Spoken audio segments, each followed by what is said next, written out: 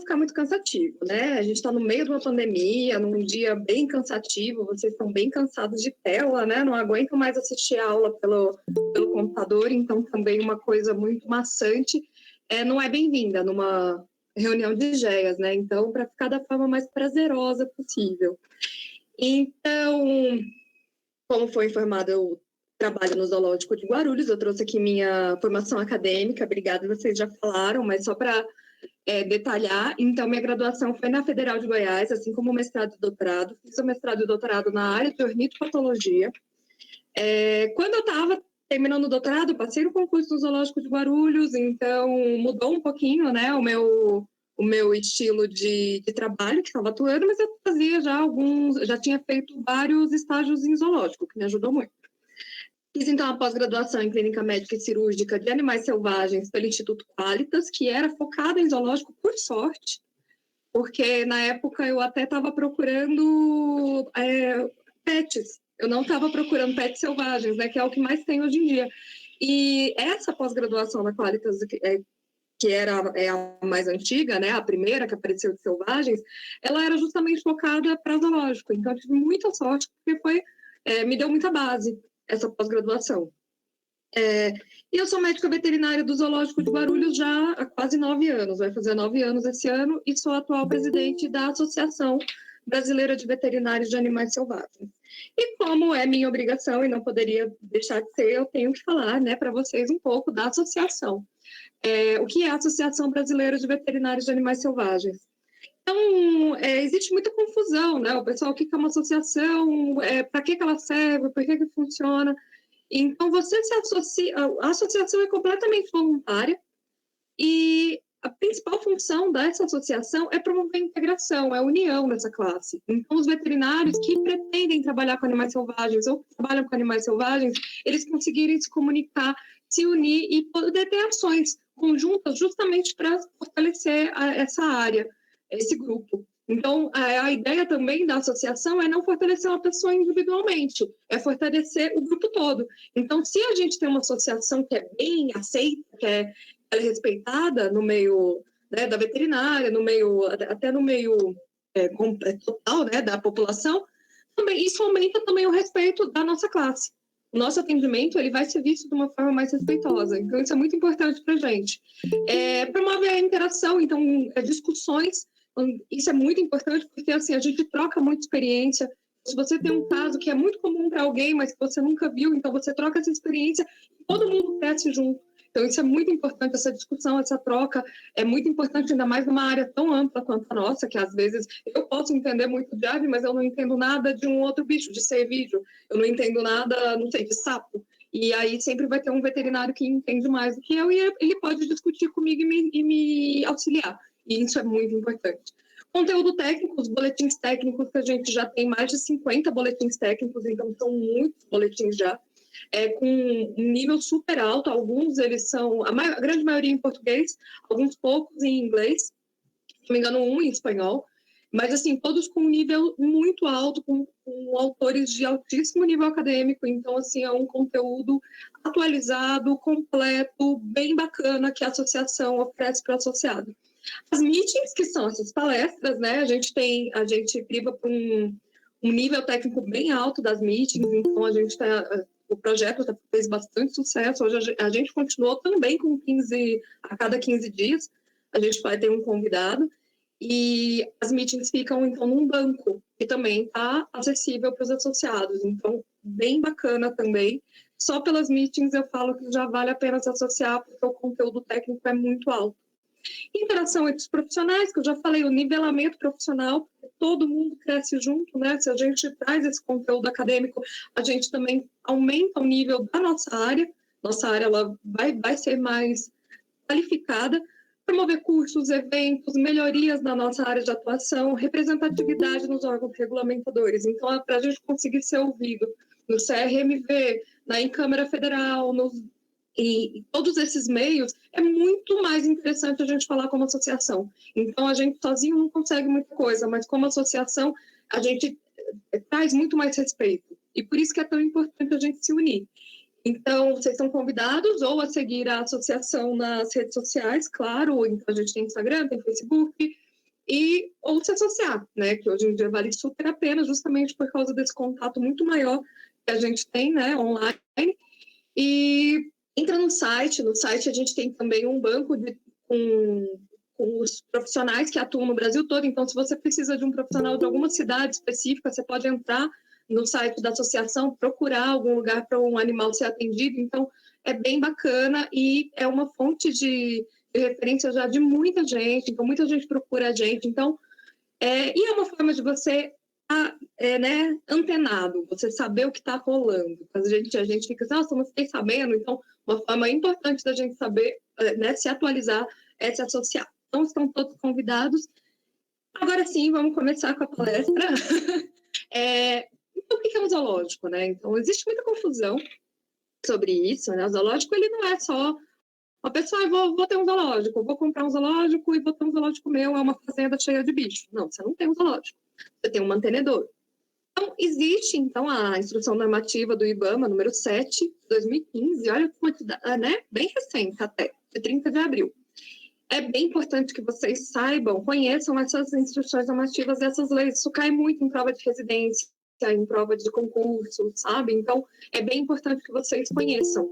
Não precisa decorar, né? Mas conhecer, saber o que existe, é muito importante. Então, essa instrução normativa, ela institui normativa as categorias de uso e manejo da fauna silvestre. Então, lá tem vários tipos de empreendimentos, não só o zoológico.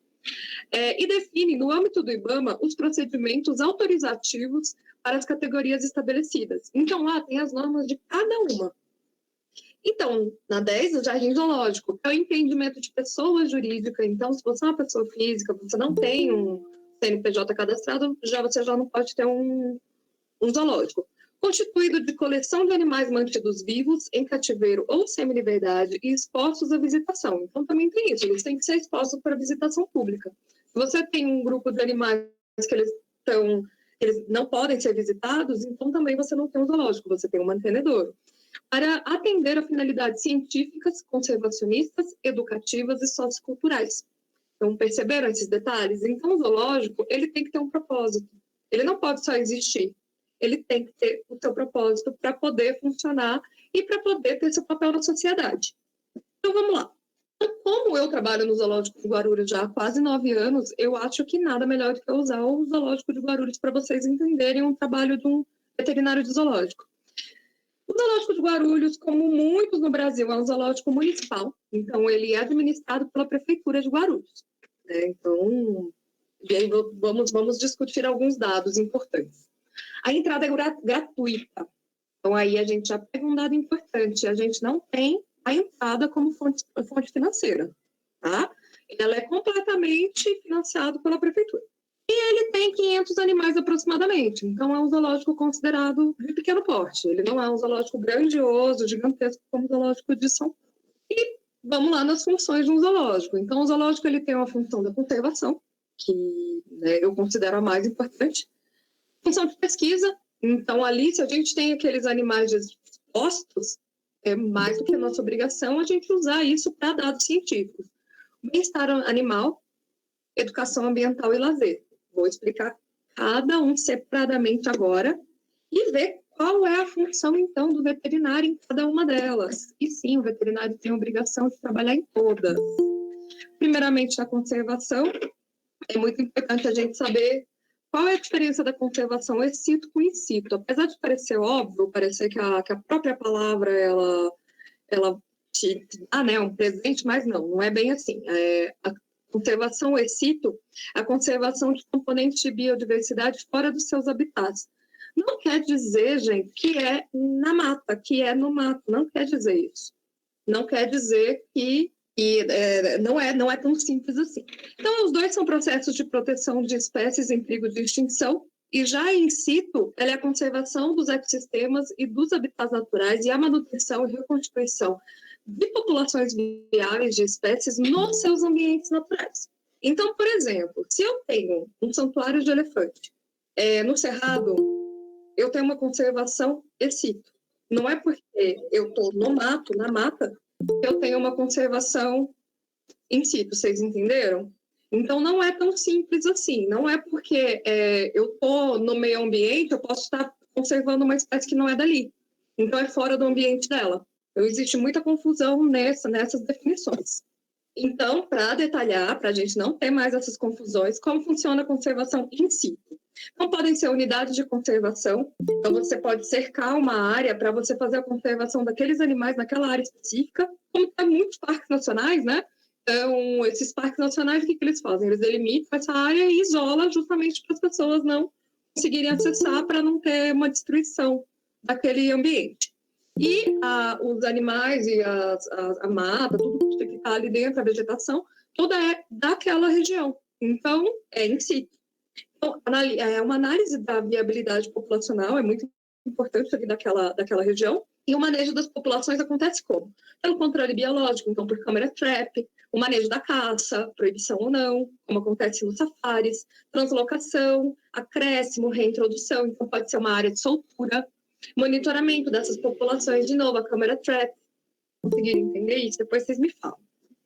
E a conservação in situ é fora do ambiente. Então, pode ser jardim botânico, zoológico, aquário, pode ter alguma coleção, quando você tem banco, né? Banco de germoplasma, de esperma, de herbário, ou unidades de conservação que estão fora do limite de distribuição. De novo, lembrando do santuário de elefante. Então, tem elefante no Brasil? Não tem. Então, nem a conservação, né? Porque eles não fazem reprodução. Mas é só para usar o exemplo. Esse sítio porque é fora do ambiente. Muito importante vocês entenderem essa diferença. E as duas, tanto a conservação in situ quanto in situ, elas só funcionam, elas só vão ter sucesso se elas forem feitas de forma integrada. É muito comum a pessoa, né, ela romantizar um pouco. Nossa, mas eu quero trabalhar só com in situ. Porque não tem como. Se você não faz elas de forma integrada, você não vai ter sucesso, porque as duas juntas que são a chave do sucesso da conservação das espécies. Então, e essa população em cativeiro, ela funciona como se fosse um banco, como se fosse uma rede de segurança daquela espécie. Então, se tem aquela espécie em cativeiro, numa população viável, uma população que, se por acaso acontecer algum desastre natural, alguma catástrofe, você consegue trabalhar com essa população para ela voltar para a natureza. Vocês perceberam? Aí está a importância da conservação in situ. E ela não é uma alternativa. Não é que a gente prefere, mas eu não prefiro, eu gosto de bicho solto. Não é assim. A gente precisa trabalhar as duas de forma com conhecimento, de forma sábia, justamente para que elas funcionem. A população em cativeiro, então, é uma rede de segurança, e isso é importante também que vocês entendam. E como que a gente faz isso? Justamente através de zoológicos, criadouros, santuários. Então, essas instituições, elas, então, mantêm esses animais justamente para a gente ter uma qualidade genética viável, disponível em cativeiro, para caso aconteça, e já está acontecendo, nós temos a ação antrópica e, né, em várias situações, a gente tem, então, essa população em cativeiro disponível. E o manejo cooperativo, o trabalho em conjunto com todas essas muitas instituições é muito importante. Isso é crucial para que o trabalho seja viável, né? Para que tenha sucesso. Então, precisa ter recomendações bem definidas entre as instituições que mantêm as populações em cativeiro. Como que faz essa comunicação, gente? A gente faz essa comunicação através de alguns softwares que são chamados studybooks. Então, se eu tenho uma espécie ameaçada de extinção, eu vou cadastrar ela, isso tudo é conversado entre as instituições, eu vou cadastrar ela numa plataforma, e nessa plataforma eu vou ter vários dados, como se fossem os dados genéticos desses animais. O pai, a mãe, de onde veio. Então, assim, eu vou ter como se fosse o pedigree, é a mesma coisa, desse animal, e aí eu vou poder me comunicar com outras instituições que têm a mesma espécie, e aí a gente faz essa troca da forma melhor para a conservação dela. Então, nenhuma instituição consegue fazer isso sozinha. É muito importante que vocês entendam isso também. Então, não existe sucesso na conservação sozinho. Se os profissionais de conservação não se unirem, a gente não tem sucesso. Sobre essa comunicação, a gente publicou esse boletim técnico, foi em dezembro, então é bem recente, para quem é associado, vale muito a pena ler, é sobre a relação dos zoológicos e santuários, sobre a possibilidade de uma parceria. Então, a gente vai falar um pouco mais sobre um trabalho que o zoológico faz hoje em dia, que não é tão interessante para um zoológico, é justamente o de recebimento, manutenção de animais inaptos, né? Então, esse boletim técnico foi escrito também por um veterinário do zoológico, o Márcio, que é lá do Recife. Foi muito bem escrito, então não está muito emocional, está bem técnico, então vale a pena vocês lerem, justamente para vocês terem várias visões para construir a de vocês, não tão romântica, mas também não tão firme. Então a gente precisa, acho que não tem como você ser um veterinário de zoológico e você não ser um pouco lúdico, você não ser um pouco romântico, isso é assim, faz parte um pouco do nosso dia a dia também. Então, gente, a ASAB, Associação de Zoológicos e Aquários do Brasil, eles fizeram esse programa, que é um programa firmado com o ICMBio. E nela tem a lista de várias espécies ameaçadas, que eles classificaram por vários motivos, separaram essas espécies para estabelecerem programas entre as instituições. Hoje, o Zoológico de Guarulhos está no grupo de Calitrix aurita, do sagui da Serra Escuro, que é o sagui aqui da região sudeste, sagui cabeirinha. O sauim de coleira, nós também temos e trabalhamos, também fazemos, como é que fala? Desculpa, nós alimentamos o studbook também desse animal. O Calitrix aurita, a veterinária do zoológico que trabalha comigo, a Cláudia Gaiara, ela é a studbook keeper. Também o tamanduá-bandeira, a onça-pintada, o lobo-guará, a jacutinga, a jacucaca, nós estamos na lista, a gente está, inclusive, no grupo de trabalho da jacucaca, e nós estamos na lista para receber. E a arajuba, a gente recebeu nossas ararajubas, elas estão na quarentena. Vou falar um pouco mais de quarentena também. Então, dessa lista, esses animais são os que o Zoológico de Guarulhos participa. E vou falar um pouco do sagui da Serra Escura, que é o nosso principal trabalho de conservação. O sagui da Serra Escura é um animal de mais ou menos 400 gramas, ele é um sagui grande, né? Ele é considerável, e ele é encontrado principalmente na Mata Atlântica. Então, vocês podem imaginar por que está tendo problema com a conservação desse animal. Por que esse animal está ameaçado de extinção. Então, classificado como vulnerável e sofre muito com a ação antrópica, principalmente por causa desse carinha aqui, desses dois, né? Os saguis de tufo branco e tufo preto. Os saguis de tufo branco e tufo preto, eles são um problema grande do tráfico de animais selvagens, então são muito traficados e eles também são muito abandonados, são muito soltos. Eu acho assim, qualquer pessoa que teve contato com o centro de triagem, com os zoológicos que também recebem, já perceberam a quantidade de bicho dessa espécie que a gente tem, que foram abandonados, que foram... que a polícia encontra eletrocutado, que as mais variadas histórias, mas todas relacionadas com a ação antrópica. Então, é muito comum a pessoa adquirir do tráfico, é muito bonitinho, o filhotinho é uma graça, né? Só que o animal ele começa a ficar grande, começa a morder, começa a fazer xixi em tudo quanto é lugar, e a pessoa fica com pena e vai doar para o zoológico ou para um centro de triagem. Ou, às vezes, a pessoa está dando a dieta inadequada, chega um animal ortodistrófico, já com fratura. Então, é muito comum, é um problema muito grande em centro de triagem zoológico.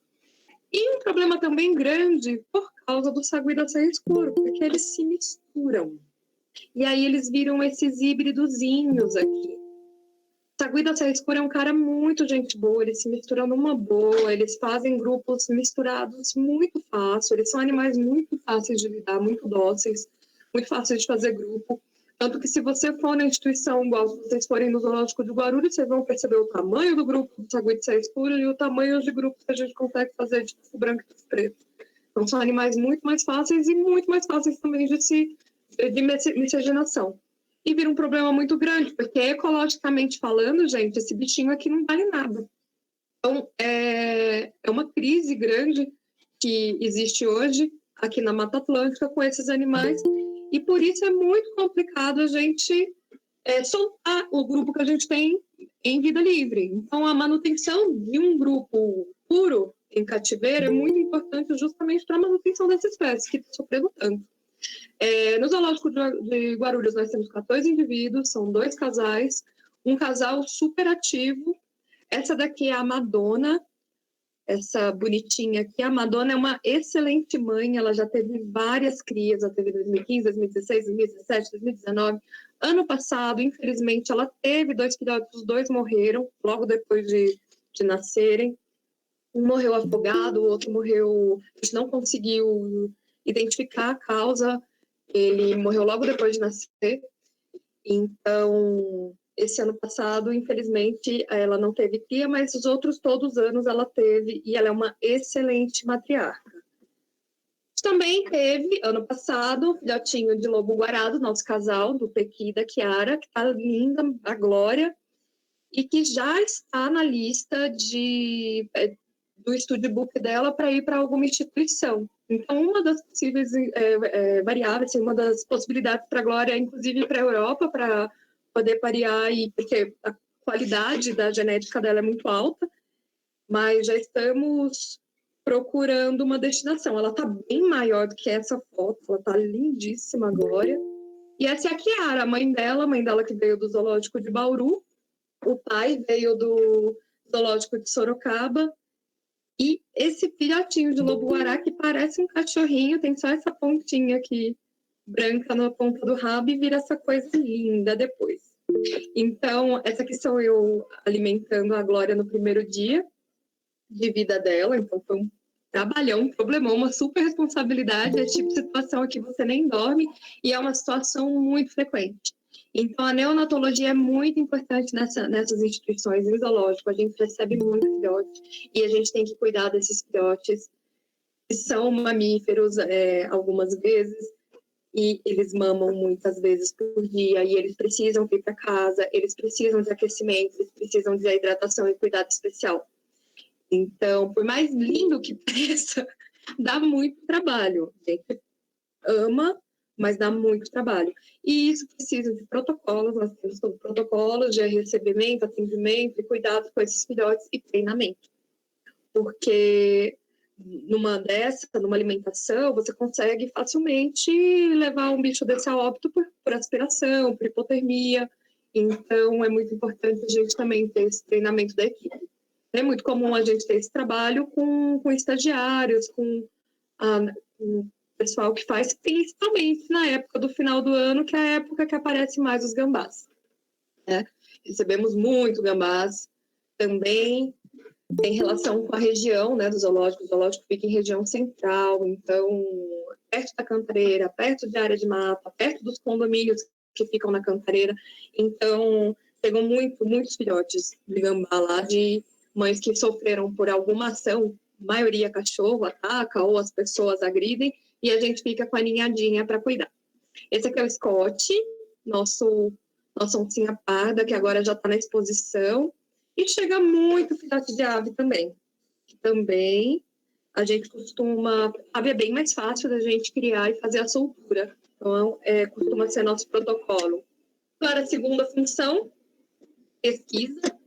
Gosto muito dessa parte, eu acho que não é mais do que a nossa obrigação publicar, trabalhar, buscar, e nós participamos de muitas pesquisas, é fácil vocês encontrarem, colocar lá Zoológico de Guarulhos e encontrar publicações que foram feitas no zoológico. Então, não é opcional, também é nossa obrigação, então nós oferecemos auxílio de mestrado, doutorado, iniciação científica, então tudo isso fornece dados científicos e é um trabalho conjunto também de várias instituições do Brasil todo, como aqui a diversidade de carrapatos, esse trabalho é gigantesco, e se vocês procurarem, a gente forneceu bastante material e vocês imaginam, um trabalho super importante e simples, né? Só você fazer a coleta, armazenar da forma adequada, catalogar e entregar para o pesquisador. E a gente ajuda com a ciência de várias formas. Então, bem bacana esse trabalho de pesquisa. Como a gente faz? Nós temos muita parceria. Nós temos um programa que chama DOT. Então, a pessoa, um profissional, ele pode fornecer o seu serviço gratuitamente para o zoológico. E ele fecha um contrato, não é assim, chega lá e atende, fecha um contrato e aí lá no contrato está estipulado o que ele vai fazer lá também. Então, aqui algumas atividades que são feitas pela doutora Larissa Brandão, vou falar um pouco mais, ela foi hoje até no zoológico, então laser terapia, acupuntura, mochoterapia, isso daqui é um trabalho super bacana, que tem pouquíssimo dado científico e que a gente faz quase de 15 em 15 dias no zoológico, e isso daqui tudo é documentado e com certeza vai trazer muito material. Então, usamos muito a terapia integrativa no Zoológico de Guarulhos, nós gostamos bastante lá. Eu trouxe aqui esse tratamento que eu adoro, porque essa serpente é uma epícrite sempre que conseguiu até ir para outra instituição, é uma jiboia arco-íris, que estava nessa situação caótica, né? Quem entende um pouco mais de réptil sabe que um animal com anorexia, desidratação, assim, é bem difícil de você reverter. Então, deixa eu ver se o vídeo vai rodar. Assim, aqui nós fizemos uma endoscopia desse animal, também com outro parceiro. Nós temos uma parceria com o Dr. Ricardo de Endoscopete, se não me engano, Pet Endoscopia, uma coisa assim. E ele fez a endoscopia desse animal. Nós conseguimos ver alguns nódulos em esôfago. Não sei se vocês vão conseguir ver. Deixa eu ver se eu consigo achar e eu mostro. Mais em assoalho.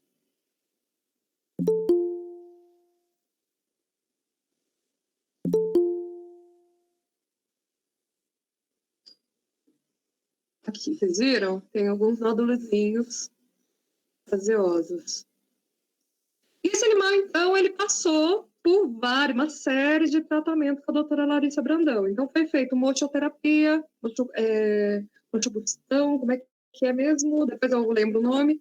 A mochoterapia, ela fez essa técnica de novelo em agulha de acupuntura. Foi muito bacana esse tratamento. Fizemos também hemoterapia, claro que a gente fazia hidratação, fez alimentação assistida. E aqui ela me mandou essa foto que eu adoro, que é ela fazendo um coração. Esse animal, ele se recuperou por completo. Ele se alimentou sozinho depois de um período pequeno, e ela já... E assim, fizemos vários exames de hemograma, fizemos um controle da saúde desse animal, e a gente conseguiu até enviar para outra instituição. Então, foi um tratamento de sucesso, justamente por essa parceria. Essa é outra parceira nossa, a doutora Laisa Yoshida. A doutora Laisa também é uma veterinária daqui de Guarulhos, e ela oferece gratuitamente o atendimento de ultrassom para o zoológico. Então, essa daqui, olha a importância para a conservação. Essa daqui é a Madonna. A Madonna estava gestante dos 2 filhotinhos, e a gente sempre achou essa última gestação dela meio estranha, sabe? Então, a gente acabou pegando a Madonna para fazer o ultrassom. Ela é tão boazinha, nem precisou sedar, só com contenção física a gente conseguiu fazer e conseguiu ver o filhotinho. Uma graça, os 2 filhotinhos, e tudo isso também documentado. Então, isso para pesquisa, imagina, é um dado também muito importante. E aí, o filhotinho que nasceu do procedimento. Essa é do ano de 2019, não é do ano de 2020. Também, como parte dessa pesquisa, todo procedimento que a gente faz na instituição, essa daqui é a nossa onça pintada, velhinha, Tiana, todo procedimento que a gente faz na instituição, a gente chama a nossa equipe de colaboradores. Então, esses veterinários que trabalham voluntariamente, que fornecem esse serviço, eles vão, então, ao zoológico e fazem um check-up quando a gente faz a contenção desse animal. É um animal obesinho, vocês podem ver aqui, né, pela circunferência, já idoso. Então, assim, a gente fazer essa sedação é muito importante que a gente aproveite, né? Então, assim, não vamos sedar o animal à toa, vamos dizer assim. Aqui nesse procedimento, ela tinha uma pinta, que a gente percebeu que ela começou a ganhar altura, né? Então, foi aquelas pintas estranhas, e a gente chamou o dermatologista como qualquer pinta estranha que a gente tem no nosso corpo, né? Então, o doutor Eric, que é dermatologista, ele fez a remoção por crio, e depois a doutora Maíra, que é patologista clínica, ela tem uma clínica de diagnóstico, ela fez a coleta de sangue, fez toda a parte de patologia clínica e também o histopatológico da pintinha. Aqui o doutor Tiago Pessinota, ele fez o atendimento odontológico, limpeza e raio-x, todo o atendimento odontológico do animal. E a doutora Laís Yoshida também fez ultrassom para verificar, né, o que é toda essa barriga. Isso daqui é uma cite, tem algo no fígado, tem alguma coisa, e nós também fizemos o ultrassom desse animal. Também, uma situação parecida, o nosso leão que veio a óbito, o Nero, ele também passou por um procedimento e também todos esses profissionais eles vieram. Então veio o radiologista, um radiologista de grandes animais, que gentilmente também fez a radiografia para a gente. Então tínhamos um animal que já era bem idoso, grandes felinos, eles costumam ter problemas, principalmente no sistema locomotor.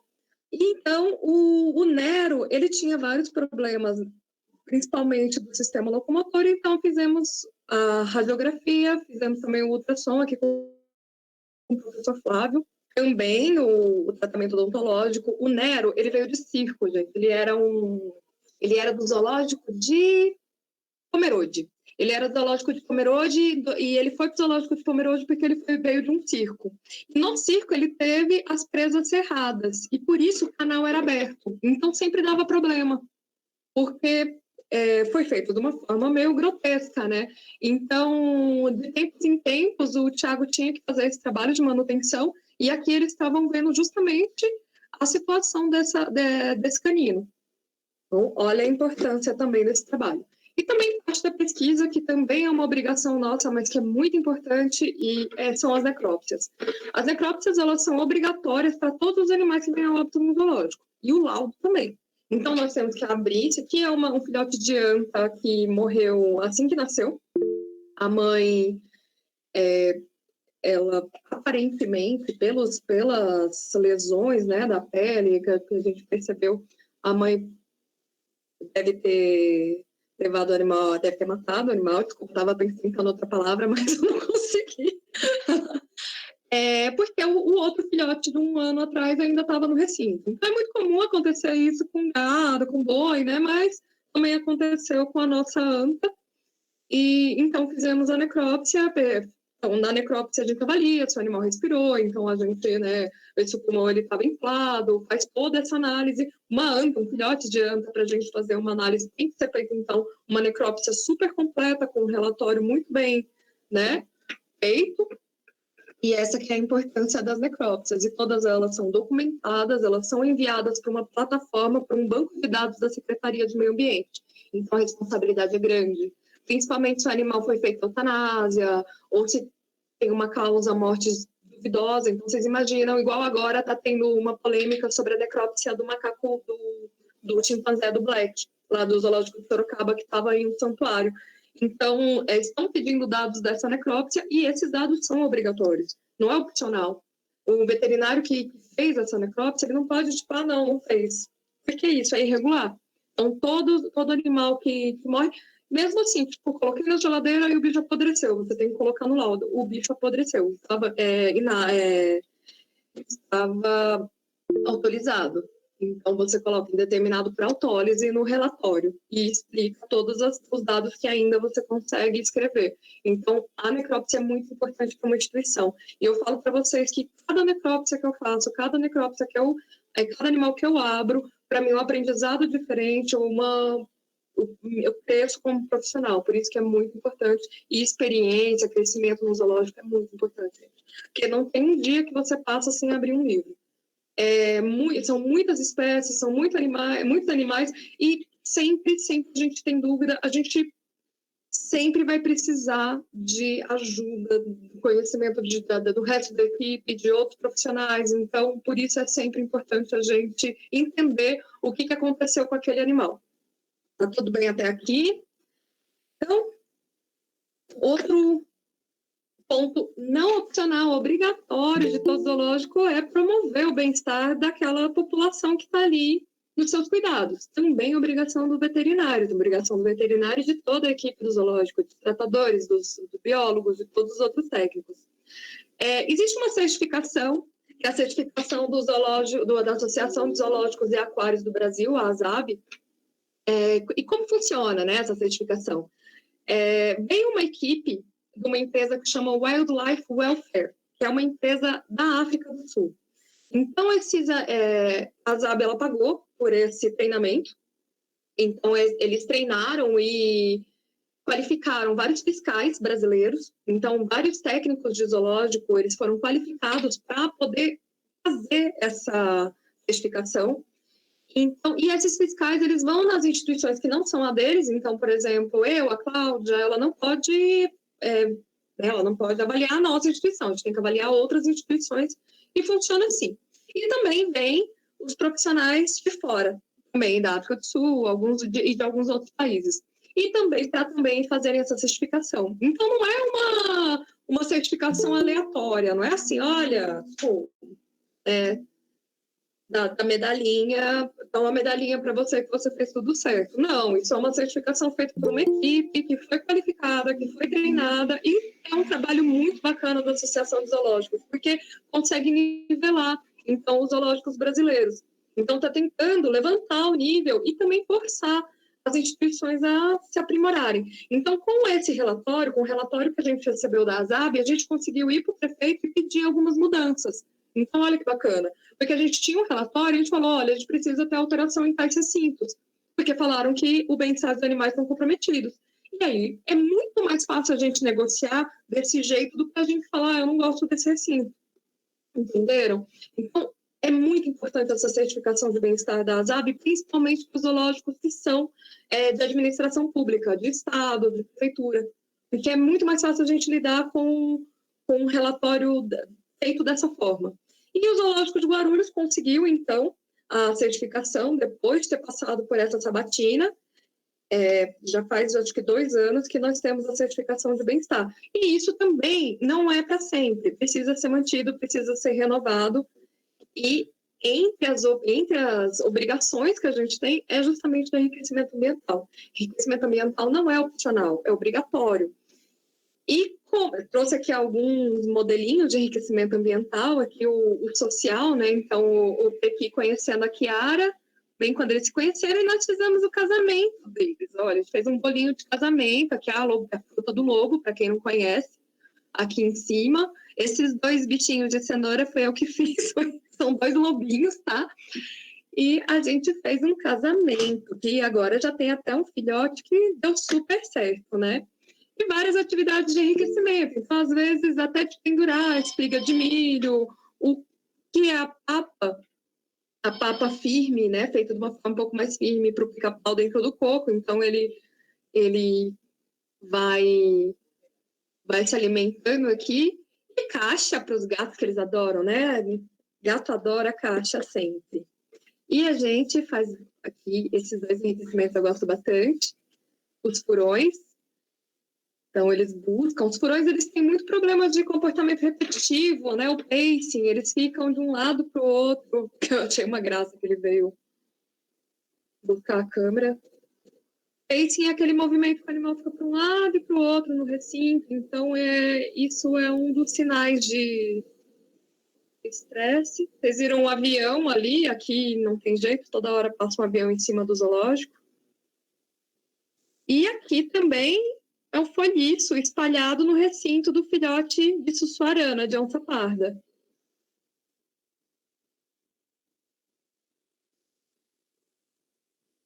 Para mostrar que enriquecimento não precisa ser um bicho de 7 cabeças, ele pode ser muito simples, ele só tem que ser feito. Mais atividades de enriquecimento. Então, aqui a Jasmine, que inclusive foi enviada para um programa de reintrodução. Jasmine, ela foi para uma área de soltura, recebeu um colarzinho. Aqui também um varalzinho dos jabutis, então não é porque são répteis que não devemos colocar enriquecimentos, apesar da gente geralmente dar uma esquecidinha dos répteis, é bem importante também mudar a monotonia deles. E aqui é um enriquecimento que eu adoro, que são as frutas flutuantes, as maçãs flutuantes. É igual aquela de festa de criança antigamente. Você coloca, a maçã é muito porosa, você coloca então no recipiente com água e ela vai pescando. É bem legal. E os animais mudam então a rotina desses animais. Então, semanalmente nós fazemos a reunião, trouxe para vocês, bem roots mesmo, como a gente faz. Então, nós selecionamos os animais que a gente vai trabalhar e qual a atividade que nós vamos fazer. Então, os papagaios, coquinho, pimenta, carcará, montinho de folhiço, já que o carcará gosta de forragear, e por aí vai. Nós determinamos quais são, e aí na próxima reunião a gente então verifica o que deu certo, o que não deu certo, o que podemos repetir. Então é bem legal e tudo documentado, de preferência fotografado, filmado. Então é um trabalho muito bacana. E o condicionamento operante? Também é um trabalho que está no começo. Trouxe aqui um videozinho da Tiana, que é a minha...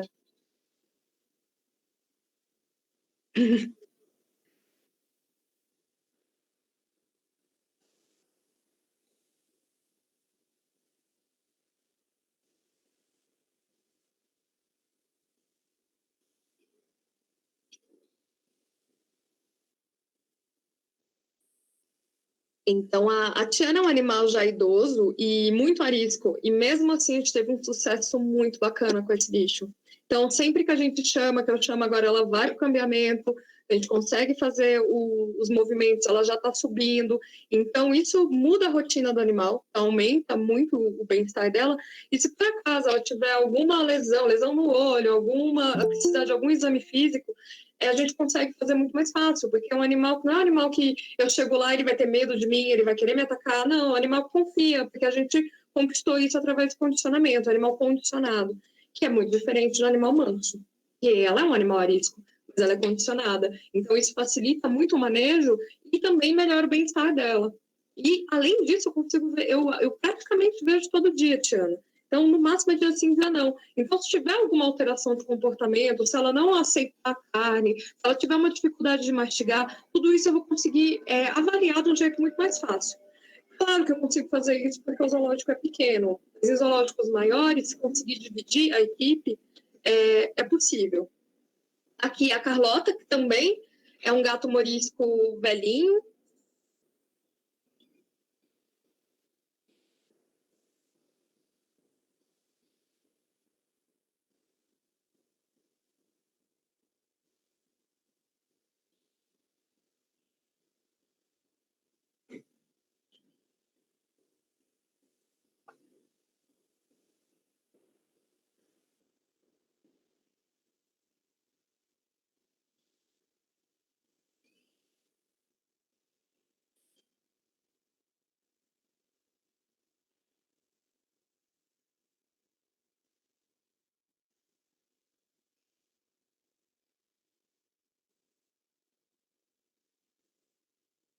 Então, vocês viram, foi a pesagem da Carlota. Então, a Carlota hoje a gente já coloca, a gente consegue colocar ela dentro da caixa. Então, se a gente precisa mudar o recinto dela, a gente consegue fazer com a caixa.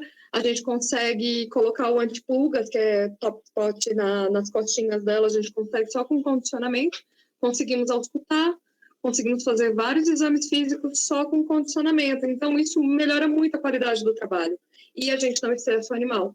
E a Carlota também é um animal muito carente, então a gente consegue fazer, trabalhar também essa ansiedade dela com o condicionamento. Outro trabalho muito importante que também o veterinário faz parte, inclusive eu considero que palestras também fazem parte disso, da educação ambiental. O zoológico, infelizmente, a educação ambiental há muito tempo está cancelada por causa da pandemia, justamente porque promove essa aglomeração. Essa nossa educadora, a Flávia, ela é uma bióloga incrível, ela faz um trabalho muito bacana no zoológico, e principalmente com grupos de estudantes. Isso também tem uma função social muito importante, gente. Assim, muitos estudantes de baixa renda, então é um trabalho educativo, de respeito com os animais, de combate ao tráfico, muito importante. Então, você cria um afeto dessas pessoas com os animais e explicando por que é importante eles não comprarem animal de tráfico, por que é importante eles não usarem pipa com cerol, por que é importante eles respeitarem, por que é importante eles não jogarem uma pedra numa cobra. Então, tudo isso é um trabalho social muito importante e eu considero também um dos mais importantes do zoológico. Então, nós temos o Museu de Ciências Naturais, tem alguns animais taxidermizados e que A criançada adora, né? Faz bastante pergunta, e ali também tem onde a Flávia faz o principal trabalho dela com as crianças. E, infelizmente, os estagiários, eles faziam antes também, eles não estão fazendo mais, porque não estão tendo as atividades. Mas também é um momento bem bacana de promover a comunicação, né, desses estagiários com a população. Então, você aprende a passar o seu conhecimento, né? E por incrível que pareça, a criança é um público bem desafiador, viu? Às vezes eu prefiro conversar com adulto do que com criança, eles são bem mais desafiadores. E é muito bacana a gente ver o trabalho que dá para fazer numa instituição dessa com a população, explicando. E é um trabalho de formiguinha, às vezes dá desânimo, mas vale muito a pena. Também trabalhos em rede social. Então, nós temos o Instagram e o Facebook também do Zoológico, e nelas a gente divulga bastante coisa. E a gente tenta fazer esse trabalho com a população. Então, muita gente da população aqui da cidade compartilha, participa, fala que gosta. Ah, eu encontrei um gambá, o que eu faço? Então, assim, essa comunicação, mesmo à distância, também é muito importante a gente fazer com a população. E explicar sobre os gambás é muito importante, porque quando você explica bem, você para, às vezes chega um visitante, eu estou com mais tempo, mostra os gambazinhos, as fases, quando eu faço soltura, como que eles... A pessoa sai dali, ela vira um porta-voz seu, entende? Ele sai dali defendendo os gambás, ele sai dali, ele fala pro vizinho, não mata o gambá, pode deixar, o zoológico faz um trabalho, a gente faz a soltura, a gente coloca ele ali. Então, isso é muito importante, a gente ter paciência com a população sobre esse tipo de situação. E também sempre trabalhar o afeto de uma forma positiva. Então, o Dia do Papagaio, a gente explica quais são os papagaios, por que eles sofrem tanto com tráfico, por que não é legal a gente ter um papagaio em casa. Claro que vai ter gente que vai colocar, eu tenho um papagaio da minha mãe, quero doar para o zoológico. Aí você explica que a gente não recebe e tudo mais. A gente não recebe papagaio porque a gente não consegue mesmo.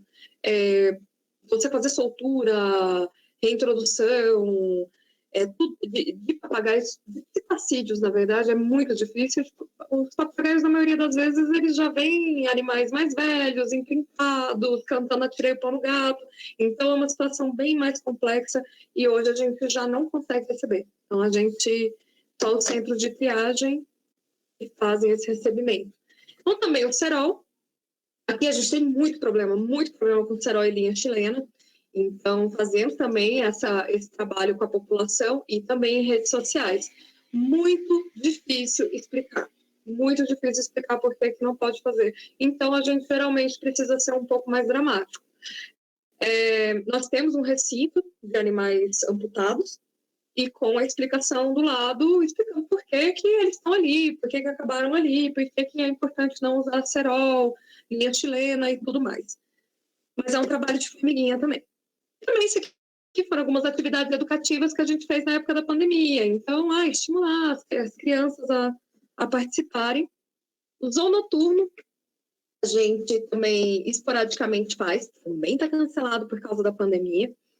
E é bem bacana, porque os animais de hábitos crepusculares, noturnos, a gente consegue ver, consegue explicar, a gente consegue ter um contato mais próximo com o visitante. Então, é uma experiência bem legal. E todo zoológico que vocês virem fora daqui, ou até na cidade de vocês, que tiverem o zoonoturno, eu aconselho fazer, porque cada zoonoturno é diferente. Cada instituição é muito diferente da outra. Eu até fiquei sabendo, eu sou louca para participar de um que é lá de Recife, que tem um de Halloween. E aí tem até um pessoal que se veste lá no meio do zoológico, tem uma coisa meio filme de terror, sabe? Tem gente que fica com a serra elétrica, palhaço, deve ser assustador, mas deve ser super legal esse noturno, eu sou louca para ir. Também o trabalho com a soltura, quando a gente faz... Nós recebemos animais aqui no zoológico. O recebimento desses animais como centro de triagem, gente, é uma coisa que nenhum zoológico queria fazer. Queria ter que fazer. Então, às vezes, eu vejo algumas pessoas falando, porque fala que o zoológico recebe bicho de apreensão, de resgate, que como se fosse uma coisa bonita. Não é bem assim. Tá? Eu acho que é minha obrigação também explicar isso para vocês. Claro que a gente queria focar nosso trabalho na conservação. Só que o nosso trabalho, primeiro, nós somos funcionários públicos, né? Nós somos, meu salário é financiado pela Prefeitura de Guarulhos, e em Guarulhos, na cidade, uma cidade que tem mais de 1 milhão de habitantes, então é uma cidade muito grande, é a segunda maior cidade do estado de São Paulo. E Guarulhos não tem centro de triagem, só tem em São Paulo, e é o Parque Ecológico do Tietê e o DEPAV. E essas instituições, elas não conseguem absorver tudo, de tanto que é caótica a situação. Então, nós temos que receber alguns animais de resgate, que a população, isso, filhote de ave, animal com linha de pipa, filhote de gambá, animal ferido, atropelado. Nós temos que fazer esse trabalho justamente por não existir uma outra alternativa para a população. Então, é um trabalho bonito, gratificante, nós vemos muito resultado, fazemos muitas solturas, divulgamos isso também para criar, né, porque é nosso trabalho, não deixa de ser um trabalho gratificante e importante, mas que, claro, não é o objetivo de vida de nenhum zoológico. Então, é importante falar isso para vocês. E se a gente divulga, é porque é muito importante a gente explicar para a população. Acho que vocês estão vendo agora a polêmica que está sendo o lance do dinheiro que vai para os estados, o pessoal questionando, mas cadê o dinheiro do estado? Então, assim, pessoal, as pessoas, elas criam a verdade delas. Então, a gente precisa explicar por que tem que existir, por que o zoológico existe, para onde está indo o dinheiro delas e para onde está indo, né, aquele trabalho. E é muito importante a gente mostrar isso também. A soltura dos animais é muito importante. A gente faz um trabalho de resgate e reabilitação importante na cidade. E toda a soltura ela é documentada e muitas vezes a gente divulga em rede social. Não porque a gente acha que a obrigação do zoológico é essa, mas porque a gente entende que é um trabalho, é um serviço público que tem que ser divulgado para a população. E lazer, né? Eu acho que lazer é o mais óbvio, a função mais óbvia do zoológico, né? A gente vê um animal e daí tem a diversão. Que é a função mais óbvia, mas também muito importante, porque tem que ser prazeroso para ser educativo, para ser lúdico, e tudo junto que vai levar, né, a paixão, a todo esse conhecimento agregado. Então, uma criança, você vê muita criança pequenininha que fica louca vendo um macaquinho, vendo uma ave. Então, essa paixão, esse retrato, ela tem que ser feita de uma forma mais positiva possível, para a pessoa levar aquilo ali com carinho. Para ela não olhar para lá, nossa, eu só vi bicho preso triste, eu só vi bicho preso, né, mal cuidado. Então, é muito importante a gente passar isso da forma mais positiva possível. A associação fez uma arte, essa arte foi até bem divulgada, bem espalhada, e é uma forma meio crua de falar porque os zoológicos são importantes, mas, é claro, a ideia nossa era realmente resumir que cada um busque o zoológico perto de você, qual é o trabalho do zoológico que está perto da sua cidade, na sua instituição. Então, por que os zoológicos eles são importantes? Então, os zoológicos e aquários são os principais parceiros do governo em programas de conservação de espécies ameaçadas. Então, é aquele programa que eu comentei com vocês, que é com o Ministério do Meio Ambiente, é justamente um trabalho conjunto para a conservação dessas espécies. E hoje, quem faz esse trabalho são os zoológicos e aquários com o Ministério. São os únicos mantenedores de fauna com programas de certificação de bem-estar. Então, hoje, quem é fiscalizado, quem tem um registro, quem tem essa busca ativa por melhorias, são os zoológicos. Então, os mantenedores de fauna são vários, então podem ser, inclusive os santuários são mantenedores de fauna, mas essa certificação, essa avaliação até pelo público é feita apenas pelos zoológicos. Eles possuem programas de reabilitação e soltura, como eu falei para vocês, é um trabalho que não estava na wishlist dos zoológicos, mas a gente faz com todo carinho, com todo prazer, e a gente tem um resultado muito bacana. Aqui, então, a laser terapia que a gente fazia com o Dr. Tiago Pessinoto, que é o odontologista, e agora a gente tem um aparelho nosso, a gente faz na instituição, a gente usa muito laser terapia no zoológico. Trabalho com educação ambiental, Então, justamente com essa população, muitas vezes não tem acesso à informação, não tem contato, muitas vezes não tem acesso, nunca viu um animal selvagem na frente. Então, a gente ter esse contato com a população, explicar, poder dar esse conhecimento é muito importante, até para trazer um respeito com a vida selvagem. Zoológicos são responsáveis por diversas pesquisas científicas, então, como eu falei para vocês, tudo que a gente produz diariamente vira dado. E esses dados a gente publica, a gente envia para revistas, a gente envia para congressos, e tudo isso vira muito material. Então, é muito importante esse trabalho também na pesquisa científica. E cada um tem que se informar sobre o trabalho de zoológicos e aquários da região que está, para poder falar mal, para poder falar bem, para poder vestir a camisa. Então, é muito importante a gente entender que o zoológico acabou virando uma necessidade. E é muito melhor a gente pegar esse instrumento e fazer isso de uma forma positiva do que a gente falar, não, eu prefiro o centro de triagem, eu prefiro o santuário. A gente precisa de todas essas instituições. Nenhuma trabalha sozinha. Então, o Zoológico de Guarulhos recebeu mais de 500 animais resgatados no ano, essa é a nossa média. Provavelmente no ano passado foi mais, esse ano vai ser mais.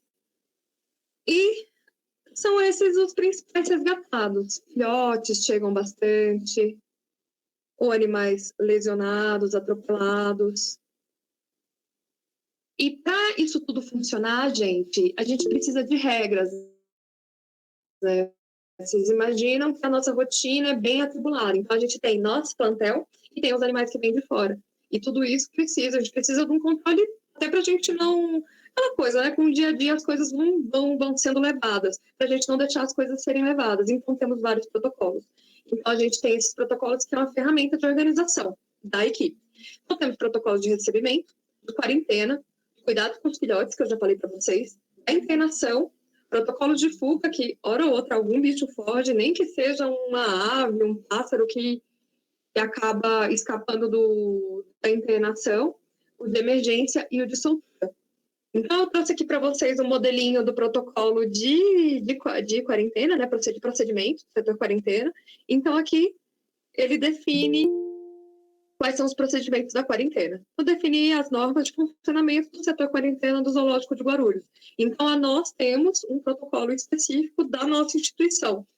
Também não é opcional, isso daqui para a organização é obrigatório, que caso a gente precise estar ali, é só você ler, está disponível. Temos também nossa ficha de entrada. Essa ficha de entrada a gente pega vários dados, essa aqui é a ficha que o munícipe ele preenche, então toda ficha recebe um número, ela é cadastrada no sistema no banco de dados da Secretaria de Meio Ambiente de São Paulo. E aí tem o tipo de entrada, por que o animal entrou, o responsável pela entrega e o estado do animal, aqui o nome comum, nome científico, histórico, tudo isso fica documentado e arquivado nessa ficha de entrada, gente. Então, cada animal ela tem essa ficha e depois ele vai receber uma ficha de quarentena.